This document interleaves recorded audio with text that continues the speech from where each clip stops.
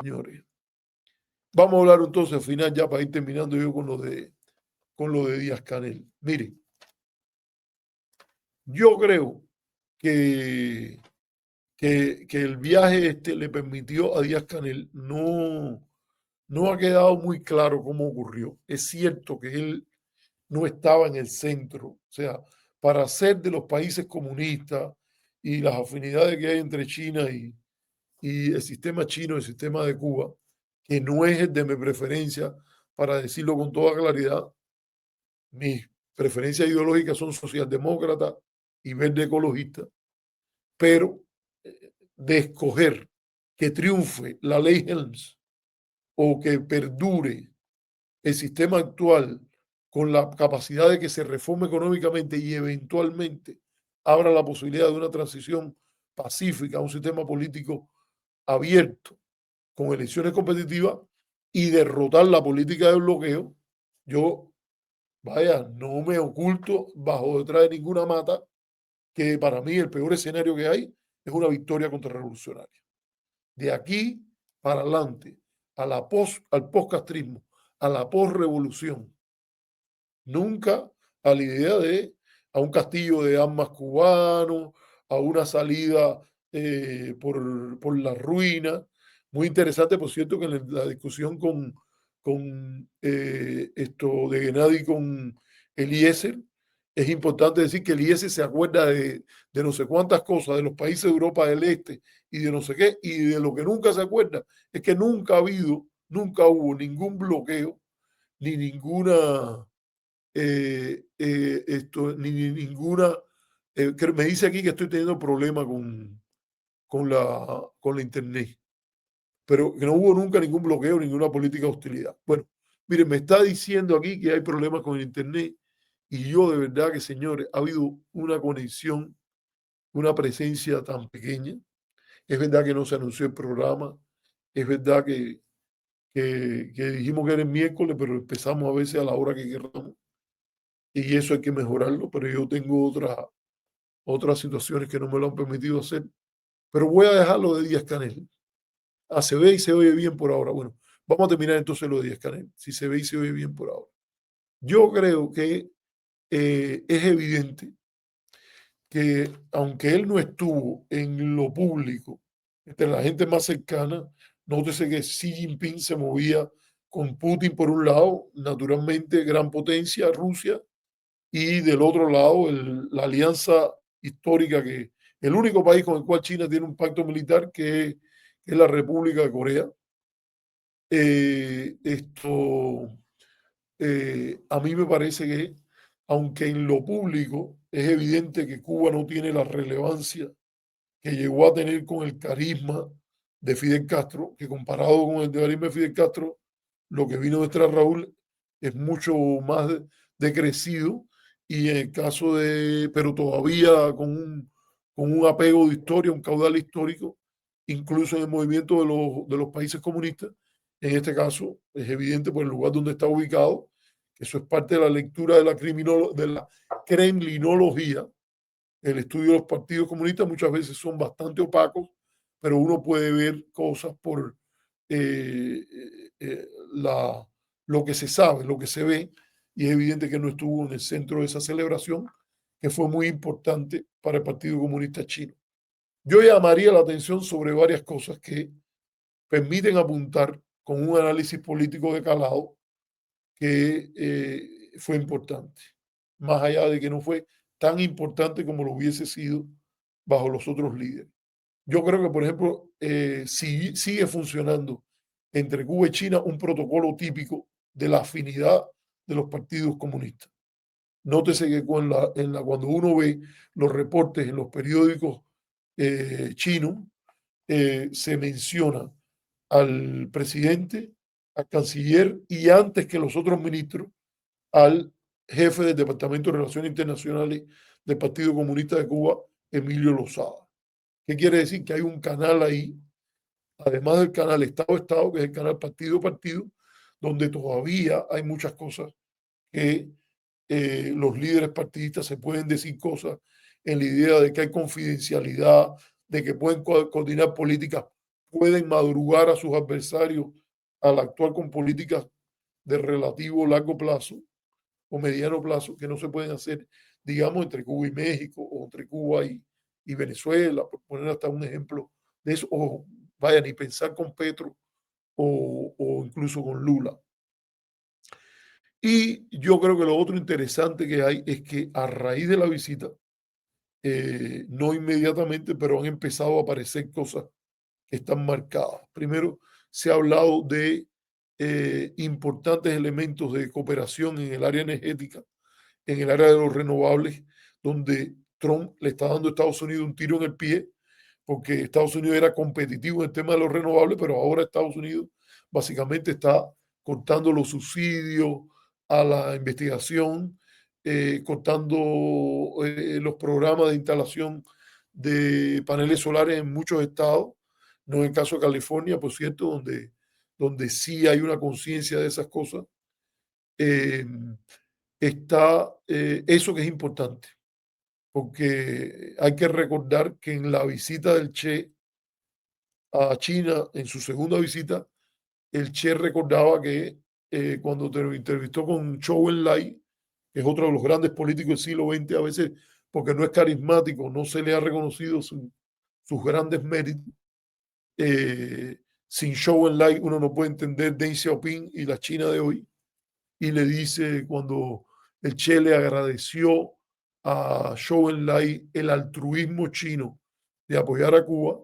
la respuesta de Zhou Enlai dice, no, no hay ningún altruismo, está en nuestros intereses ayudar a Cuba.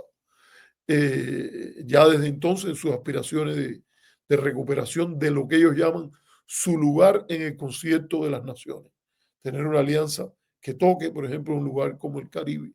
Cuba es el primer país de América Latina que reconoce a la República Popular China y retira la embajada de Taiwán. Yo creo que ahí hay dos elementos que de no tener un cambio importante a corto plazo es muy difícil pensar que la sobrevivencia cubana es posible a mediano plazo. Yo creo que son elementos de mucha precariedad en la seguridad alimentaria y la seguridad energética. Ya Rusia había dicho que se iba a meter en el tema de la seguridad energética. Vietnam se está metiendo en el tema de la seguridad alimentaria, pero ningún otro país te va a resolver el problema de la seguridad alimentaria que no sea abrir ese país, orientarlo al mercado, que, por ejemplo, se puede hacer como se hizo después de la destrucción de la guerra de la guerra de independencia, de la guerra del 95 al 98, en la cual Estados Unidos, la autoridad ocupante, abrió el país exento de tarifa a toda la entrada de apeos de labranza, cercas, sacar la agricultura de meterle un shock para que salga del rollo en el que está, pero es interesante que es impensable concebir que China apueste a una Cuba que sobreviva como sistema afín a largo plazo sin mayor ayuda en el tema de lo energético y lo alimentario. Yo quiero decir que China, la relación China y Cuba no tiene nada que ver con lo que fue con la Unión Soviética. Si mañana Cuba colapsa, China no va a haber ninguna conmoción, ni nadie que va a pensar en China que el sistema de ellos está en amenaza o quiebra, porque la relación con Cuba no tiene esa característica, o que se trata de una derrota de la diplomacia china en América Latina, ni mucho menos. Pero es interesante que los datos que sabíamos por Wikileaks de que China percibía de que Cuba no paga deuda, de que Cuba era un barril sin fondo, en cierta medida hay acciones y discusiones que están ocurriendo de manera concentrada que por lo menos permiten sospechar que Díaz-Canel y la delegación que lo acompañó,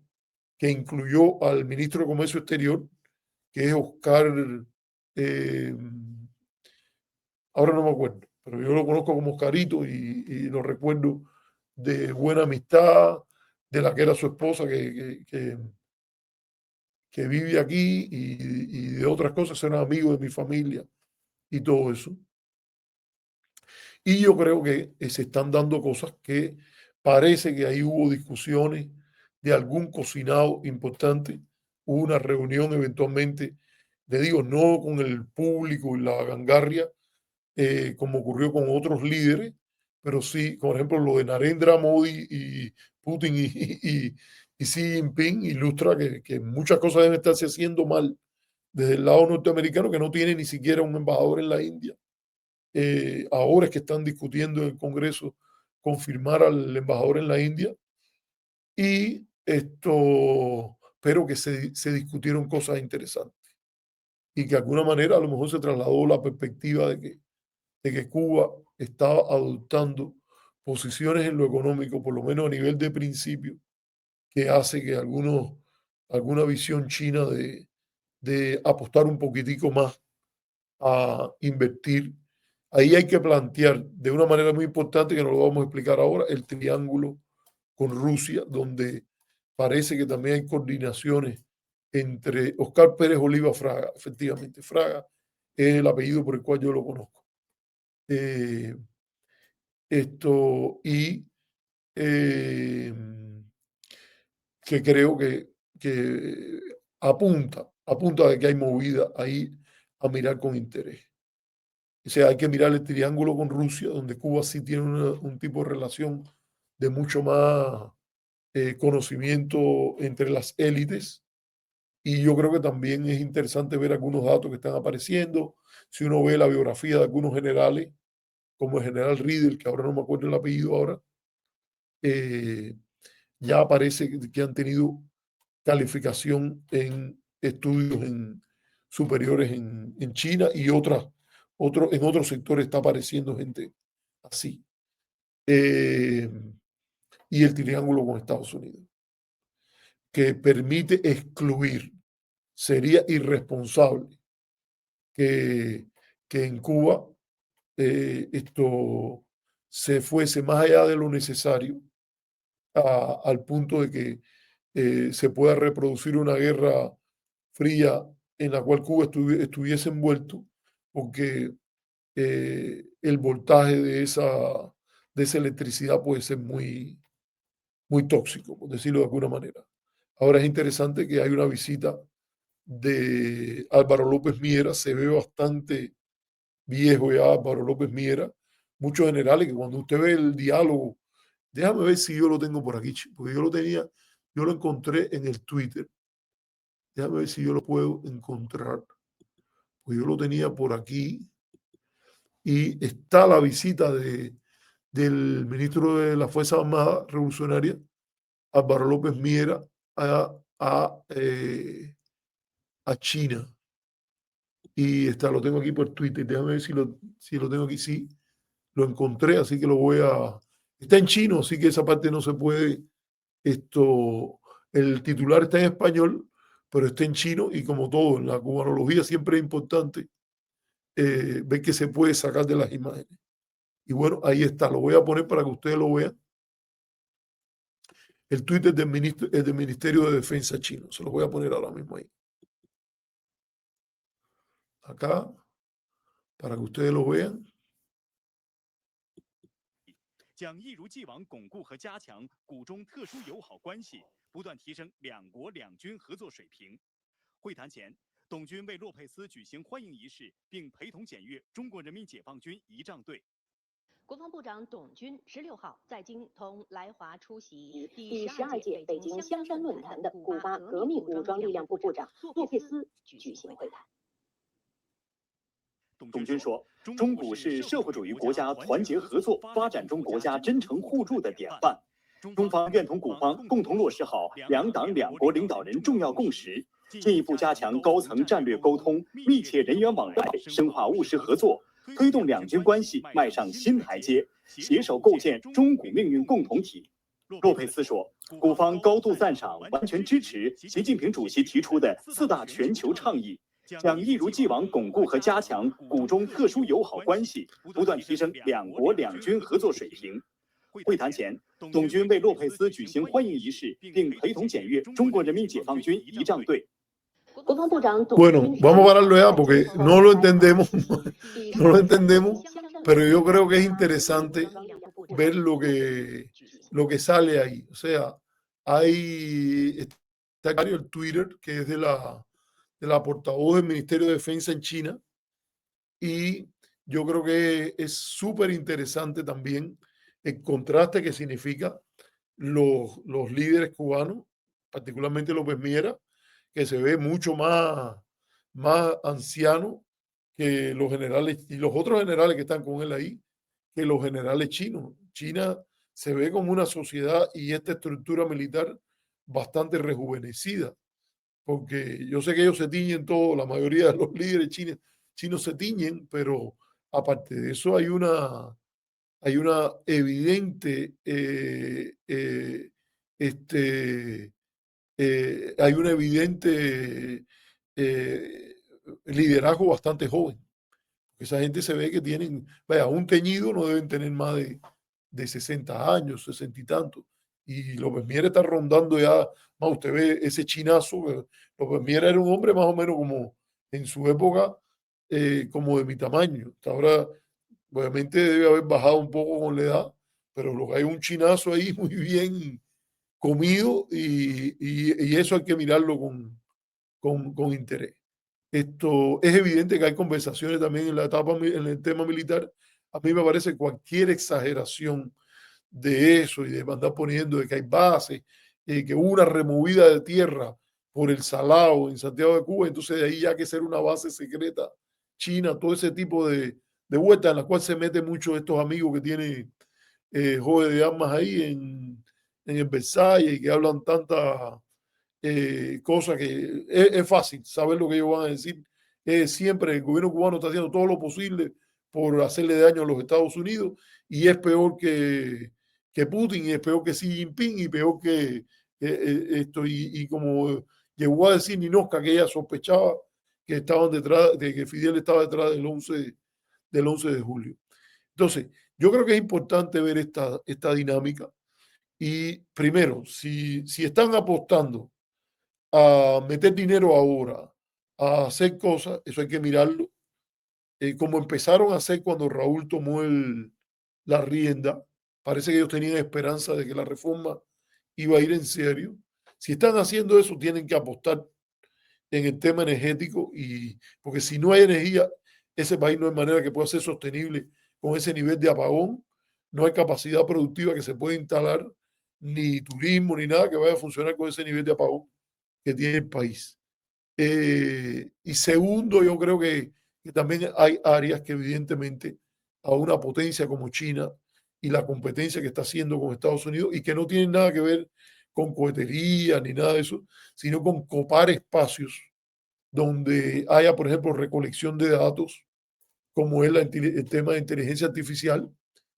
y las telecomunicaciones, donde sin lugar a duda ellos van a querer, si les dan una oportunidad, jugar un papel de convertirse en los socios de Cuba en esa área, si no es que ya lo son en alguna medida. Están compitiendo también ahora en algunas áreas de la industria automotriz, pero eso yo creo que no es estratégicamente tan importante como el tema de la inteligencia artificial. Por cierto, y ya con esto voy a terminar, para que Mendive también pueda descansar, es muy interesante lo que cuenta en la biografía de Elon Musk, este hombre que era el director o es el director del Aspen Institute, Walter Isaacson, pero porque le hacen entrevistas. La biografía no es solo entrevista a otra gente, sino al propio Elon Musk, y él es muy escéptico y muy, ¿cómo decirte?, preocupado por lo que puede pasar en el mundo con la inteligencia artificial. Esto no es ChatGPT nada más. En las Fuerzas Armadas hay aplicaciones que son máquinas que tienen que calculan y hacen para matar gente, y hay toda una preocupación ahí que el propio Musk expresa, de que en algún momento se vaya de control la inteligencia artificial, que tiene su forma de razonar, sus formas de pensar, que son diferentes a las que tenemos los seres humanos. Entonces, señores, lo voy a dejar aquí. Hemos estado por 2 horas 29 minutos.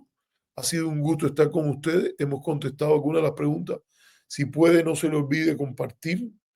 dar like, contribuir en la medida que usted pueda. Si puede, darlo por Cele. Gracias a los que lo han hecho. Y bueno, hasta la próxima. Chao.